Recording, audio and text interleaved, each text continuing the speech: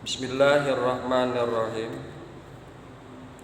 Assalamualaikum warahmatullahi wabarakatuh. Waalaikumsalam warahmatullahi wabarakatuh. Jumpa kita pada pagi hari ini melanjutkan apa yang menjadi pembahasan kita. Lanjutannya adalah berkaitan dengan ma'rifat. Akan tetapi pembahasan yang saat ini adalah tanda orang yang sombong di hadapan Allah. Ma'rifatullah itu sangat penting karena agar kita memiliki keyakinan yang kuat dalam rangka beribadah kepada Allah Subhanahu wa ta'ala. Dikemukakan bahwa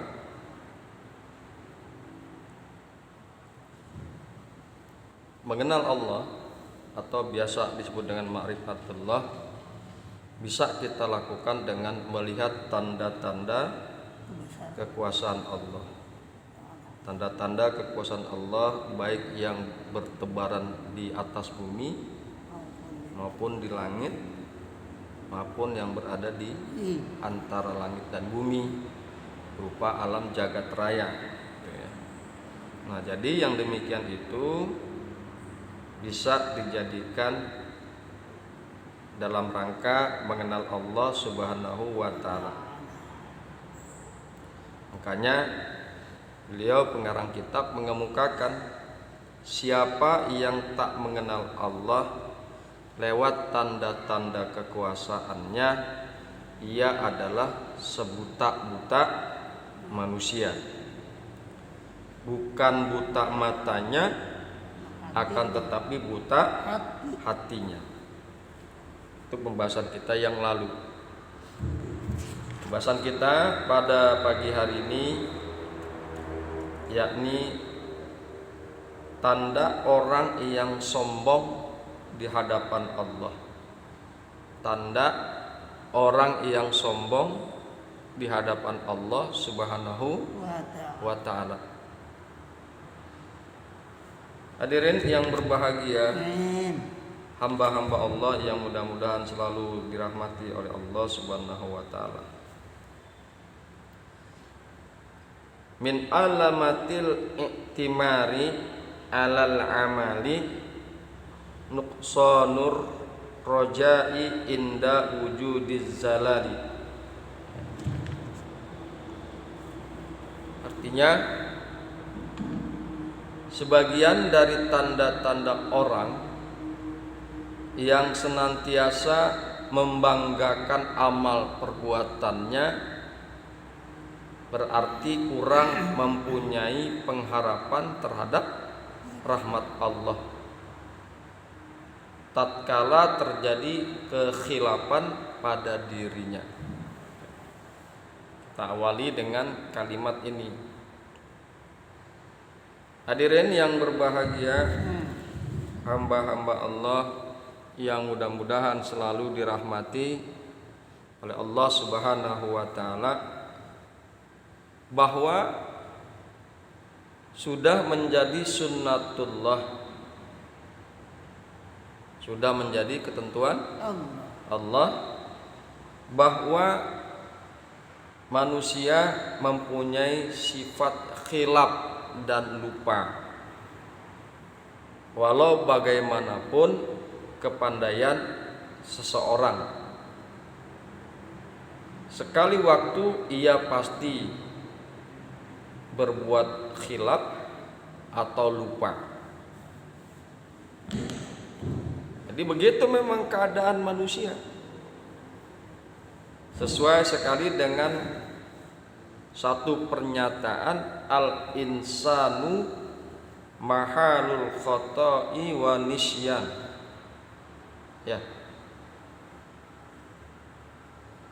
Manusia itu tempatnya salah dan lupa. Ternyata hadirin yang berbahagia, ini adalah pepatah, bukan hadis. Ya, jadi sebagian orang mengatakan bahwa ini adalah hadis, padahal ini bukan hadis. Ini adalah satu pepatah. Al insanu mahalul khoto'i wan nisyan, ini adalah pepatah. Ya. Makanya hadirin yang berbahagia, hamba-hamba Allah yang mudah-mudahan selalu dirahmati oleh Allah Subhanahu wa taala. Kita ini memang penting sekali mempelajari hadis. Ya. Kadang kita tidak mengetahui karena kejahilan kita, ternyata pepatah kita sangka hadis. Ada juga yang kebalik, yang hadis dikatakan sebagai pepatah. Nah, sekali lagi penting juga kita mempelajari hadis. Hadis itu juga macam-macam. Ada hadis sahih, hasan, dhaif, maudhu dan lain sebagainya.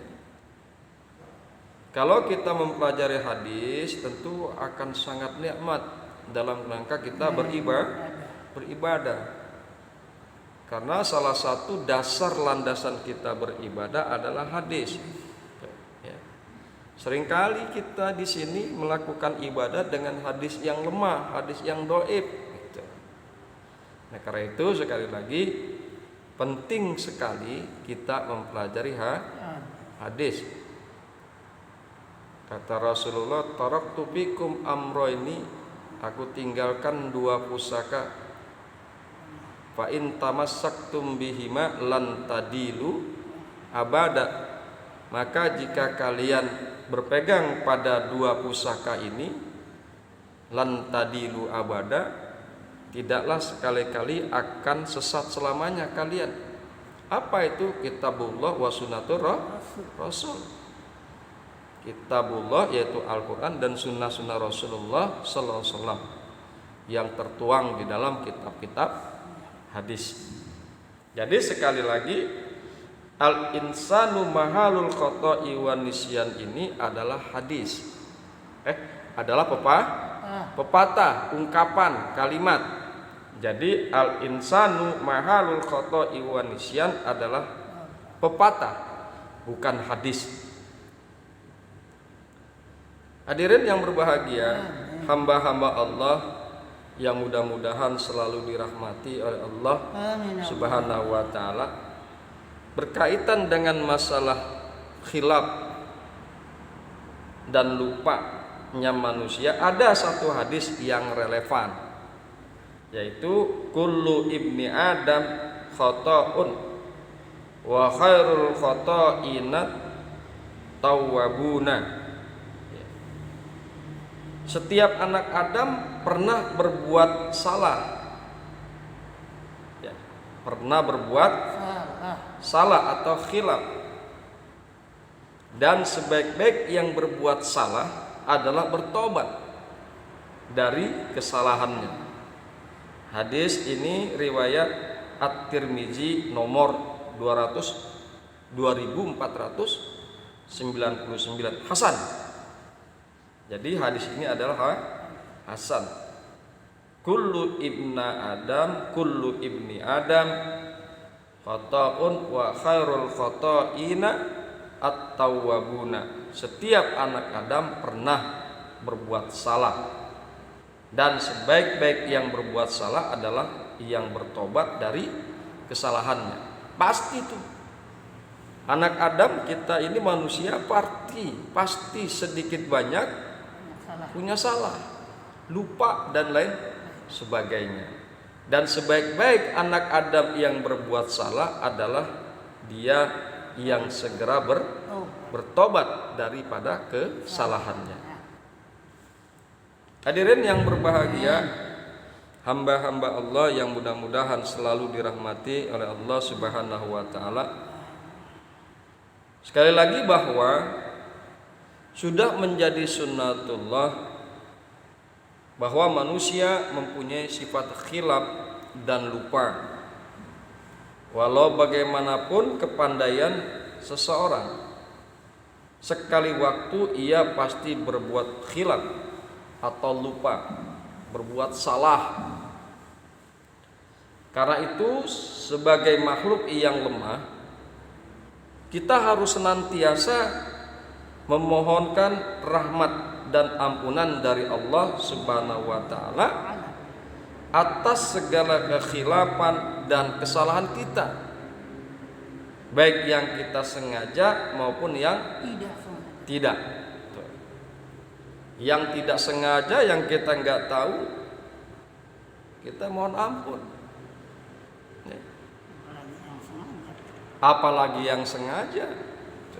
Makanya dibiasakan kalau di kita ini setelah sholat fardu, setelah salat pasti kita akan awalin astaghfirullahalazim, astaghfirullahalazim, kan begitu.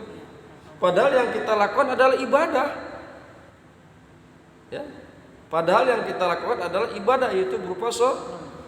Khawatir ada hal-hal yang tidak berkenan di mata Allah, baik yang kita ketahui ataupun yang tidak kita ketahui, maka setelah sholat kemudian salam, maka kita mohon ampun kepada Allah Subhanahu wa taala, yaitu berupa tobat. Astaghfirullahalazim, astaghfirullahalazim, gitu. Jadi hadirin yang berbahagia, hamba-hamba Allah yang mudah-mudahan selalu dirahmati oleh Allah Subhanahu wa taala. Karena itu sebagai makhluk yang lemah, kita harus senantiasa memohon rahmat dan ampunan dari Allah atas segala kekhilafan dan kesalahan kita, baik yang kita sengaja maupun yang tidak disengaja. Hal ini sejalan dengan apa yang dikemukakan oleh Allah Subhanahu wa taala di dalam surat Hud ayat yang ke-61. Fastaghfiruhu tsumma tubu ilaihi inna rabbi qaribum muhibun. Karena itu mohonlah ampunannya, kemudian bertobatlah kepadanya. Sesungguhnya Tuhanku amat dekat rahmatnya, lagi memperkenankan doa hambanya. Hadirin yang berbahagia, hamba-hamba Allah yang mudah-mudahan selalu dirahmati oleh Allah Subhanahu wa taala. Apabila ada seseorang yang berbuat kekhilafan atau kesalahan, kemudian dia tidak mau memohon rahmat dan ampunan dari Allah, bahkan dia lalu menyombongkan diri atas amal perbuatannya, maka orang seperti inilah yang disebut sebagai kurang mempunyai pengharapan terhadap rahmat Allah. Padahal dalam Al-Quran disebutkan bahwa sesungguhnya tiada berputus asa dari mengharap rahmat Allah kecuali kaum yang kafir. Innahu la yai'asu mir rahillahi illal qaumil kafirin. Sesungguhnya tiada berputus asa dari rahmat Allah melainkan kaum yang kafir. Jadi kita sebagai orang-orang yang beriman tidak boleh berputus terhadap rahmat Allah, tidak boleh berputus asa terhadap rahmat Allah. Dalam keadaan apapun, dimanapun dan waktu kapanpun, maka kita tidak boleh berputus asa kepada Allah Subhanahu wa ta'ala. Karena berputus asa itu adalah perbuatan orang kafir. Hadirin yang berbahagia, hamba-hamba Allah yang mudah-mudahan selalu dirahmati oleh Allah Subhanahu wa ta'ala. Tersebutlah beberapa kisah tentang kesombongan makhluk Allah baik dari kalangan bangsa manusia sendiri maupun dari bangsa jin yang sombong, yang dengan sombong tidak mau mengharap rahmat dari Allah dan hanya menyombongkan amal perbuatan diri sendiri. Beberapa kisah tersebut bisa kita lihat, kisah tentang Abu Lahab yang tercantum dalam Al-Quran surat Al-Lahab ayat 1 sampai 5. Kisah tentang Qarun tercantum dalam Al-Quran surat Al-Qasas ayat 78. Kemudian kisah tentang iblis ya, tercantum dalam Al-Quran surat Al-A'raf ayat 12 sampai dengan 13 ya, jadi yang pertama dan yang kedua dari kelompok manusia, Abu Lahab dan Qarun. Yang ketiga adalah kelompok daripada jin, yaitu iblis. Iblis itu adalah abal jin, bapaknya jin ya. Jadi kesombongan itu menimpa kepada manusia dan juga kepada makhluk jin.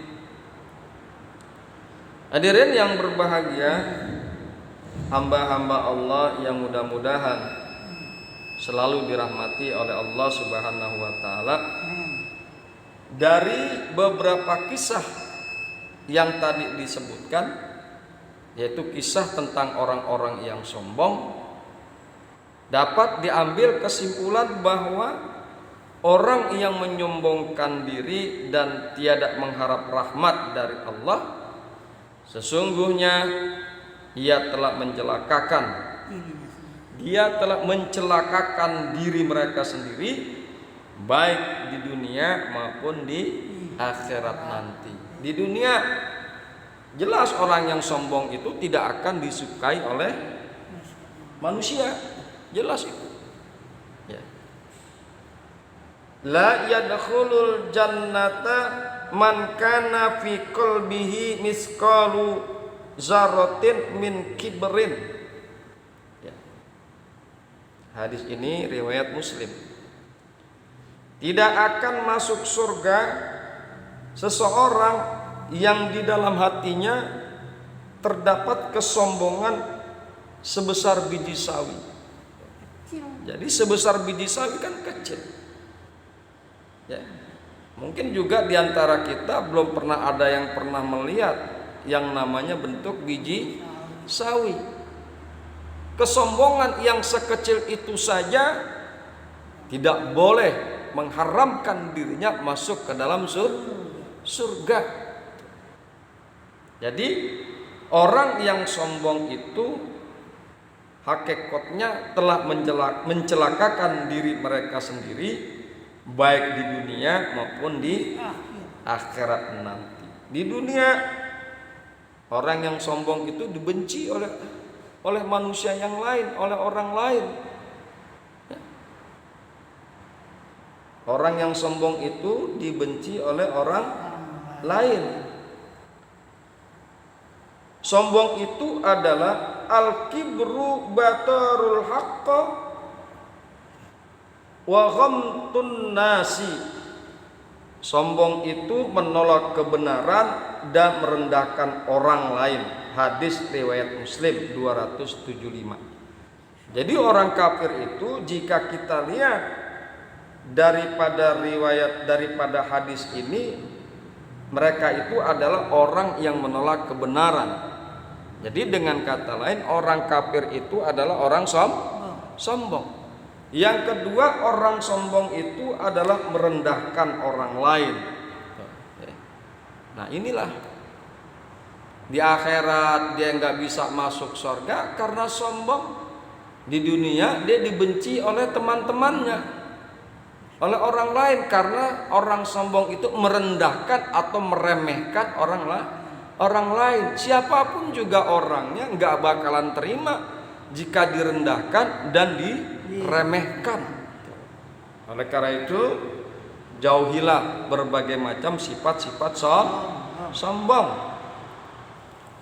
Di dunia dia celaka, di akhirat juga dia akan celaka.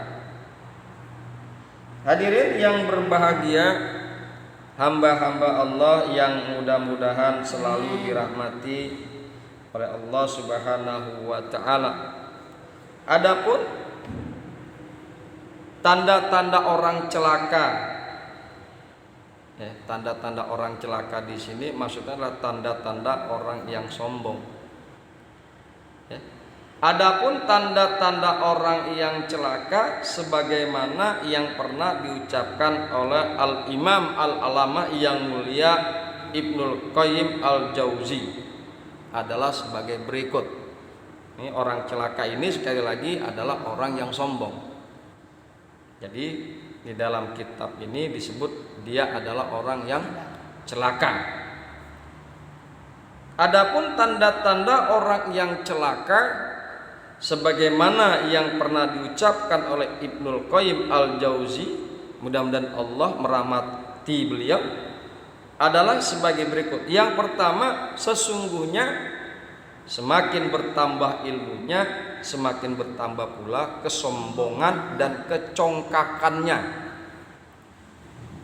Kemudian yang kedua, setiap bertambah amalnya, semakin bertambah kebanggaannya dan memandang rendah orang lain, serta semakin bertambah prasangka baiknya terhadap diri sendiri. Kemudian yang ketiga, semakin bertambah usianya, semakin bertambah rakus dan serakahnya kepada dunia. Kemudian yang keempat, semakin menumpuk harta dan kekayaannya, semakin bertambah bakhil, pelit, ya, semakin bertambah bakhil dan kikirnya. Kemudian yang terakhir, semakin meningkat derajat dan pangkatnya, semakin meningkat pula kesombongan dan keangkuhannya. Ini banyak kita jumpai di sekitar kita, orang-orang yang model seperti ini, orang-orang yang celaka, banyak, yang sombong banyak. Kita akan coba ambil salah satu di antaranya adalah sesungguhnya semakin bertambah ilmunya, semakin bertambah pula kesombongan dan kecongkakannya. Jadi orang yang model macam ini umumnya ditunjukkan dengan sifat yang keras, hobi berdebat kusir, dan banyak membicarakan kesalahan orang lain secara tidak bijak.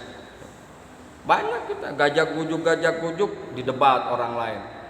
Sering kita menjumpai orang seperti itu. Ujung-ujungnya bukan mencari kebenaran, tapi menjadi debat kusir. Orang seperti ini cirinya merupakan ciri daripada orang yang sombong. Sombong daripada ilmunya. Kemudian sering juga membicarakan kesalahan orang lain secara tidak bijak. Yang onolah salah, yang onolah salah, si fulan salah, kata dia, ya. Sering menyalahkan orang lain, merasa dirinya paling benar sendiri. Banyak kita jumpai orang-orang seperti itu di sekitar kita. Iya Bang Jit? Iya. Banyak. Nyalain orang lain, ya. Kadang-kadang nggak mau bermuhasabah terhadap dirinya. Nyalain orang lain padahal dirinya juga belum tentu benar. Jangan begitu. Jadi orang yang sombong dalam ilmunya, semakin bertambah ilmunya, semakin bertambah pula kesombongan dan kecongkakannya. Umumnya ditunjukkan dengan sifat yang keras, hobi berdebat kusir, dan banyak membicarakan kesalahan orang lain. Kemudian ya, Semakin bertambah usianya, semakin bertambah rakus dan serakahnya kepada dunia. Semakin bertambah usia, apalagi sudah tua, harus selalu beribadah dan mendekatkan diri kepada Allah. Karena harus ingat mati. Ya kalau namanya mati mah nggak mengena yang tua, nggak kena yang muda. Yang muda mati, apalagi yang tua. Yang masih dalam perut aja bisa mati, dalam janin kita sebut keguguran, apalagi yang uzur, yang sudah tua. Mestinya semakin bertambah usianya, semakin bertambah rakus dan serakah kepada dunia. Itu adalah orang yang serakah, orang yang celaka, orang yang sombong. Jadi semakin bertambah usianya, semakin bertambah rakus dan serakahnya kepada dunia. Hadirin yang berbahagia, hamba-hamba Allah yang mudah-mudahan selalu dirahmati oleh Allah Subhanahu wa taala. Mudah-mudahan kita terhindar daripada sifat-sifat sombong. Karena apa? Sekali lagi, jangankan kesombongan yang besar dan sangat luar biasa, sebiji sawi saja jika ada sifat sombong di dalam diri kita, niscaya Allah haramkan kita masuk ke dalam surga. Demikian, mudah-mudahan bermanfaat. Hadanallahu wa iyyakum ajmain. Assalamualaikum warahmatullahi wabarakatuh. Waalaikumsalam warahmatullahi wabarakatuh.